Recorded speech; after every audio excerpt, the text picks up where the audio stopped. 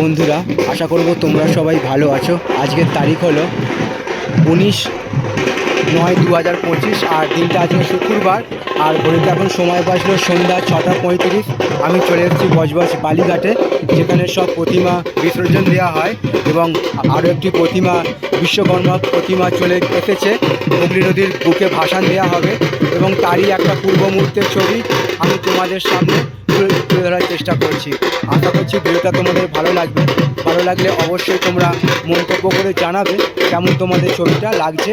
আর আমার সামনে আছে আমাদের চিরপরিচিত হুগলি নদী।